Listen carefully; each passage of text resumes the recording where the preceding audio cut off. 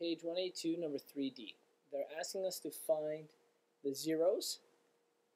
So they want the zeros, which are the x-intercepts, and the max and min value for each function. Max or min value. Okay. They've given us the equation of f at x is equal to 2x squared plus 7x plus 3.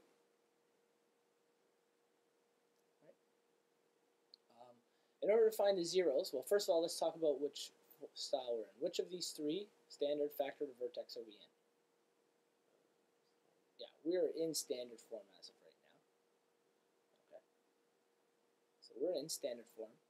In order to find the zeros, which form do we need to go to? That's right. We need to go into factored form in order to find the zeros. So we actually have to take this into factored form. So in order to do that, we're obviously going to have to factor our question.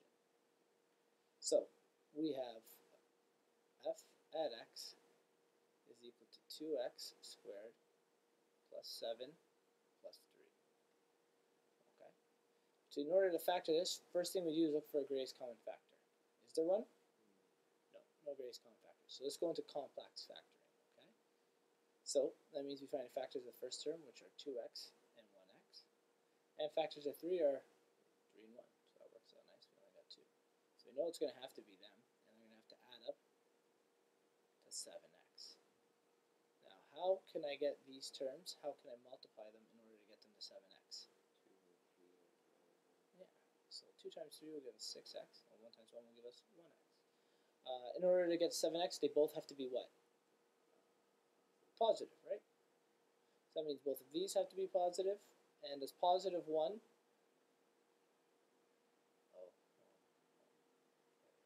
does positive 1 times positive 3 give us positive 3? Yeah, so that works. Okay. So when we go to put into our brackets, we know this will be the first term, so one of them will be 2x, the other will be x. Now, because we did 2x times positive 3, the 2x has to go in the opposite bracket as the positive 3. Okay, so the positive 3 goes in this bracket, and same with the 1 goes in the other bracket. Okay, but we're not done yet. This is still f at x is equal to this. Now, in order to find a 0 or an x-intercept, do you know what the value of the y is always going to be on an x-intercept? Yeah, that's right. An x-intercept will always have a coordinate of something for x and 0 for y. Okay, so we got to find out what our x's are. So what we're going to do is we're going to set f at x equal to 0. So 0 is equal to 2x plus 1 and x plus 3. And then we're going to split this equation. We're going to set both of the brackets equal to 0. 0 equals 2x plus 1. 0 equals x plus 3. Well, we got to isolate for x. So when I bring 1 over, what does it become? Negative 1 equals 2x. And how do I move that 2? By doing what? Yeah, so what will x be? Yep, negative 1 or 2 or negative 0.5. And in the other one, when I move x over, or 3 over, it becomes, alright. So we have our two x-intercepts. One of them is going to be at negative 0.5 and 0, and the other one is going to be at negative 3 and 0. Okay. So we have the x-intercepts. Now what they want us to do is they want us to find the maximum value. So we've done the first part of this question. We got the zeros. Now we got to find if it's a max or min.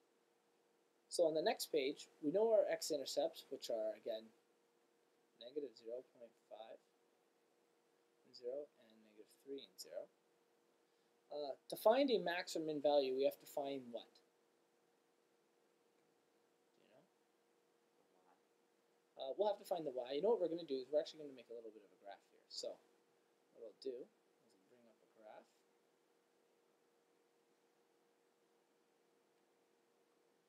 Alright, so we're going to plot these points on this graph and try to make sense of what we're doing exactly. So one of the points is at negative 0.5. So that's halfway between. The other one's at negative 3. These are really close to each other. Okay. Now, if we remember from our original equation, f at x was is equal to 2x squared plus 7x plus 3. What was our a value in that? Yeah, positive or negative? Positive. So that means we're going to have some parabola that comes down and goes up, right? We know it's going to open this way. We got to figure out what the max or min value, which is it going to be? It's down like that. If it's a bottom, do you know what that part of the parabola is called? Vertex. And because the vertex is down low, it's going to be a minimum value. So we have to find the vertex. And in order to find the vertex from our zeros, you got to use our axis of symmetry formula. Okay? So we need to know the axis of symmetry. Bring it over here. We have our 2 points, which were negative 0.5 and 0, and negative 3. Those are going to be our R and our S. R and the S, which are from our factored form. Those are our R and S values. So our R and our S are negative 3 and negative 0.5. So we're going to plug them into our axis of symmetry formula, which I'm just going to call AOS. So that's negative 0.5 plus negative 3 divided by 2. What's negative 0.5 plus negative 3? Let's try it here. 0.5 negative plus negative 3. Negative 3.5. Okay? So we get negative 3.5 divided by 2. Sure, negative 1.71. So we get negative 1.75. So what that's given us, the axis of symmetry, we know where the imaginary middle line of this parabola is going to be. Okay? We know it's going to be at 1.75. That's probably something like this. So that's where our axis of symmetry is going to be. The axis of symmetry also tells us something about another point. Do you know what point it tells us about? It gives us the x value of something. It's the x value of the... Yeah. So the axis of symmetry tells us the x value of the vertex is at negative 1.75. We need to find the y value of the vertex next. Okay.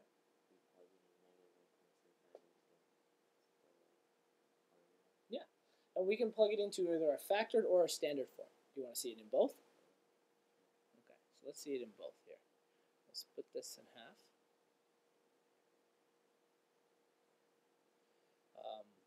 Our standard formula, our standard form, was f at x was equal to 2x squared plus 7x plus 3, I believe. Our factored form was f at x was equal to 1 plus 2x. Oh, I've written that. That makes more sense. 2x plus 1. Okay. So we have 2x plus 1.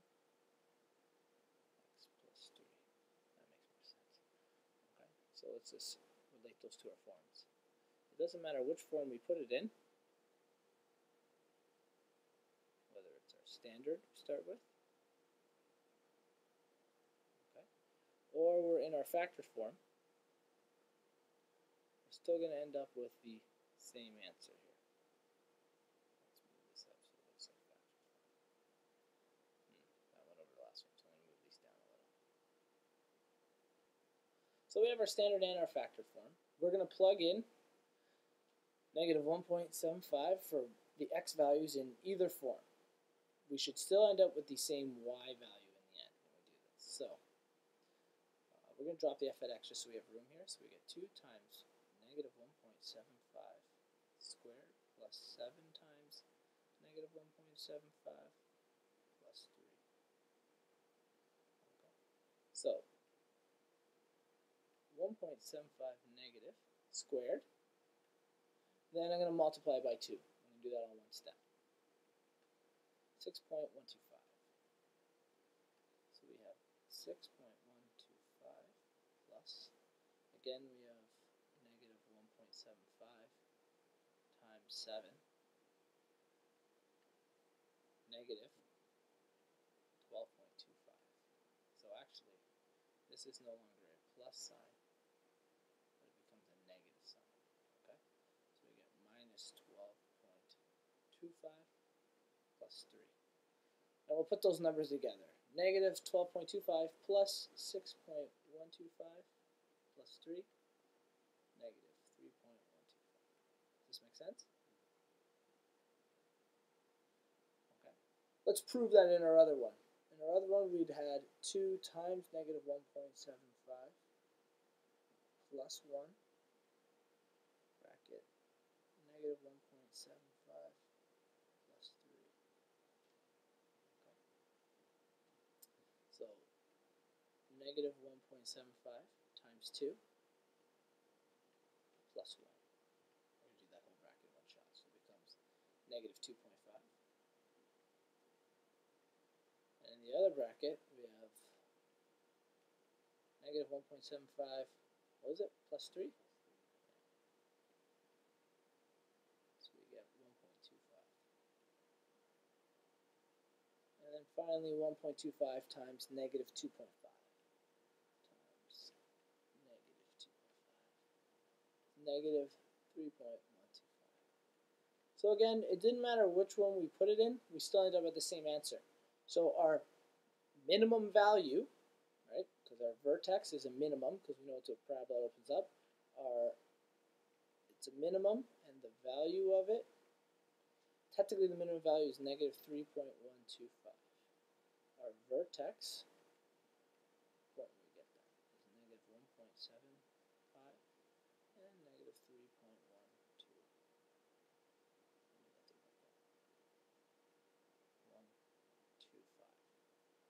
Does that make sense? Okay, question number 8 on 183. It says the population of a city is P at T, and the population of that city is modeled by 14t squared plus 820t plus 42,000, right?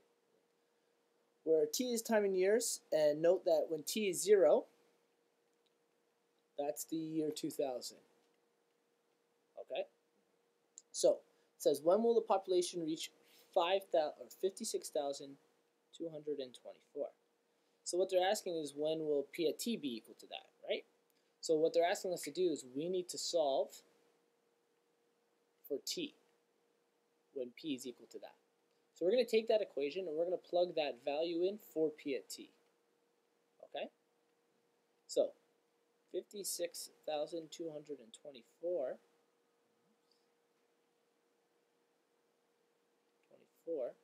is going to be equal to 14t squared plus 820t plus 4,200. Okay. In order to isolate for t, I need to make sure that this equation is set equal to 0. So I'm going to move that to the other side of the equation. And when I do, I'll have 0 is equal to 14t squared plus 820t plus 4,200. Oh, is it 42,000? All right, let's fix that. So 42,000 minus 56,224. Okay.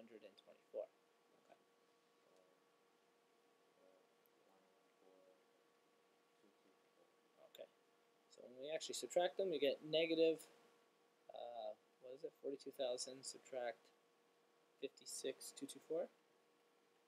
We got negative 14,224. Negative 14,000.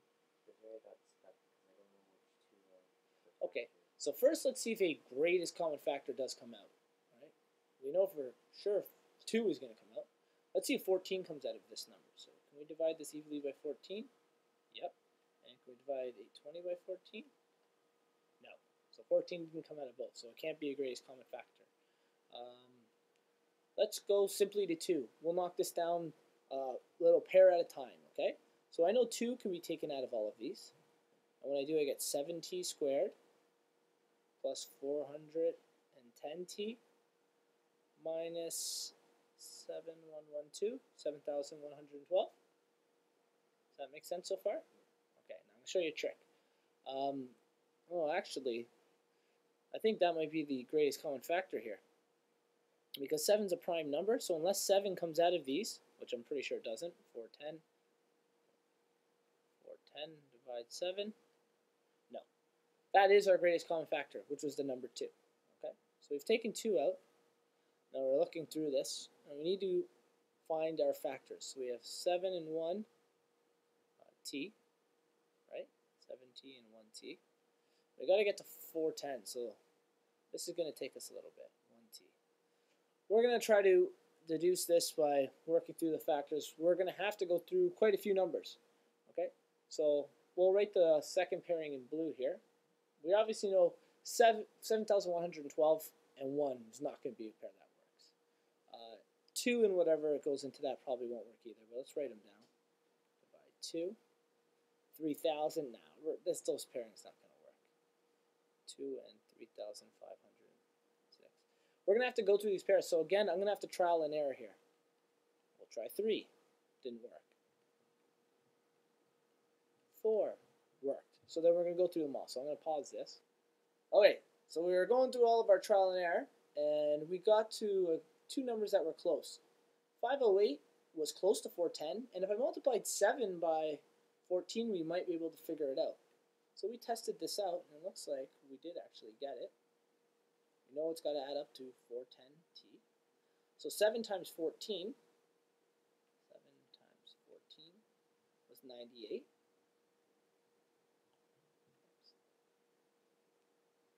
98t. And 1 times 508 was 508t. And that pairing actually worked. Now, in order to get positive 410t, what had to work here? 98 had to be negative, which means the number we multiplied by, which was, it has to be what? 14 has to be negative. 508 needs to be positive. Now let's test it out. Does negative 14 times positive 508 equal 7,112? Negative, yeah. Okay, so now let's set up our numbers. We had 2 as a common factor. 7t went in one bracket, and t went in the other. We multiplied 7t by 14, so where does negative 14 go in? Yeah. And in the first bracket we get 508. From there, what do we got to do? Yeah, so how do I do that?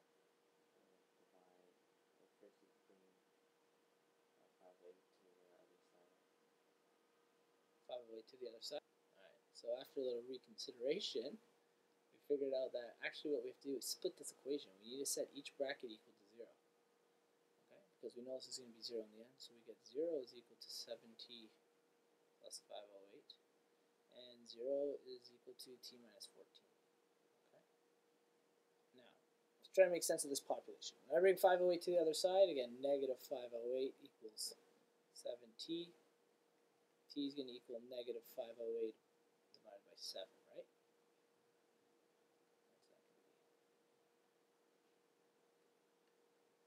Negative 72.5, let's say. Negative 72.5 years. And our other option is T is positive 14. Which one makes sense? Yeah, it makes sense that in 14 years from now, the population will reach 56,224. Now, because t at 0 is 2000, what year does that mean it's going to be in? Yes, very good. So because that's 14 years from now, when t is 14, we're talking about the year 2014 is when the population will equal 56,224. Does that make sense?